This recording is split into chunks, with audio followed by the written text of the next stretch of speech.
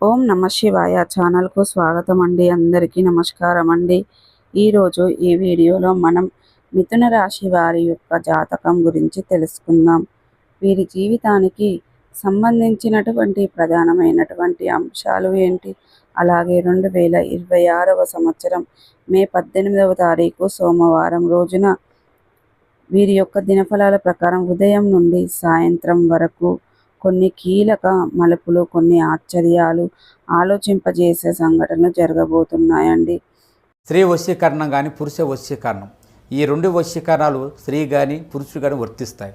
మనం చెప్పిన మాట వినకపోయినా మన దగ్గరికి వచ్చే విధంగా, మనం మాటకి గౌరవించే విధంగా, మనం రమ్మంటే రావాలి, పొమ్మంటే పోవాలి, కూర్చుంటే కూర్చోవాలి, లెమ్మంటే లేవాలి, మనం చెప్పిన మాట గౌరవించి మనం పెళ్లి చేసుకోవాలనే విధంగా కూడా స్త్రీ వశీకరణ కానీ పురుష వశీకరణ కానీ ఉంటుందమ్మా. ఈ వశీకరణం అనేది వాళ్ళకి ఏ విధంగా ఎవరి గురించి మనం చేయాలనుకుంటున్నామో వాళ్ళ పేరు మీద కూడా ఆ వశీకరణం పట్టుకొని ఆ మంత్రం ఒకటి చెప్తాను. ఆ మంత్రం మీరు జపించగలిగారంటే, ఆ వశీకరణం పట్టుకొని ఆ మంత్రం జపిస్తే 11 రోజుల్లో ఆ వ్యక్తి, నువ్వు ప్రేమించిన వ్యక్తి కానీ, అమ్మాయి కానీ, అబ్బాయి కానీ 11 రోజులు మీ దగ్గరికి వచ్చేది ఖచ్చితంగా గ్యారెంటీగా జరుగుతుంది.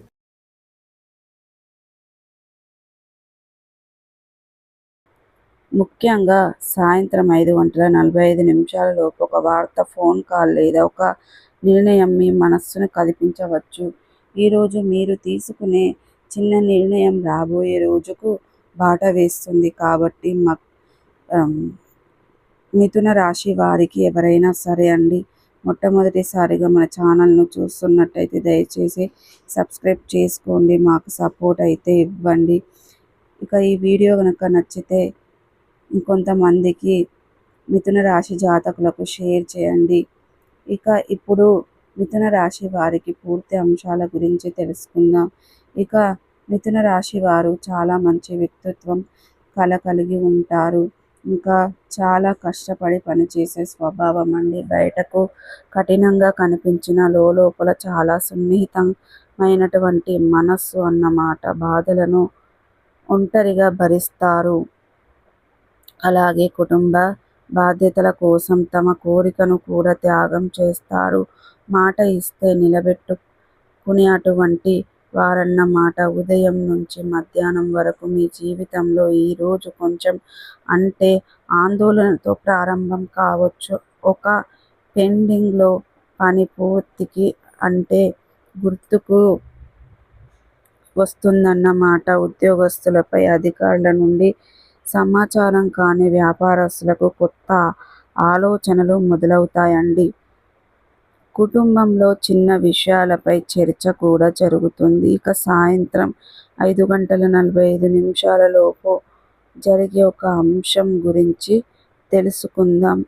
ఒక ఫోన్ కాల్ ద్వారా లేదా మెసేజ్ ద్వారా ఆశ్చర్యాన్ని కలుగజేస్తుంది. మీరు ఎదురుచూస్తున్నటువంటి విషయం గురించి స్పష్టత వస్తుంది. ఇక బంధువు లేదా స్నేహితుడి ద్వారా ఒక మంచి వార్త వినే అవకాశం కూడా ఉంది. ఆర్థిక విషయంలో చిన్న లాభ సూచన కూడా జరుగుతుందండి.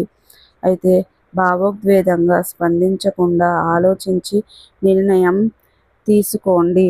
ఇక ఉద్యోగంలో కొత్త బాధ్యత వచ్చే సూచనలు కానీ, డబ్బు విషయంలో జాగ్రత్తగా వ్యవహరించాలండి. అప్పుల విషయంలో తొందరపడి నిర్ణయం తీసుకోవద్దండి. ఈరోజు ఇక ప్రేమ, దాంపత్య జీవితం గురించి తెలుసుకుంటే, ప్రేమికులకు చిన్న అపార్థం ఏర్పడే అవకాశం కూడా ఉంది. దంపతుల మధ్య మాట్లాడుకోకపోవడం చాలా ముఖ్యం అండి.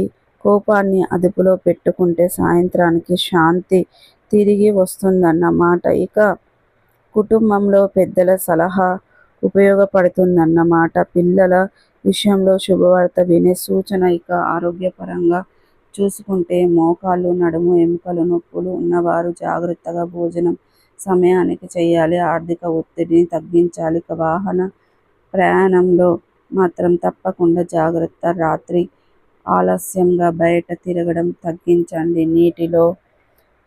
నీటితో సంబంధించినటువంటి ప్రదేశాలలో జాగ్రత్తగా ఉండాలి. ఈరోజు మీకు అదృష్ట సూచనలు కొన్ని అంటే కలిసి వచ్చే అదృష్ట సంఖ్య వచ్చేసి 8, అదృష్ట రంగు వచ్చేసి నీలిమం, గోధుమ రంగు. దక్షిణ దిక్కు ప్రయాణం శుభకరంగా ఉంటుంది.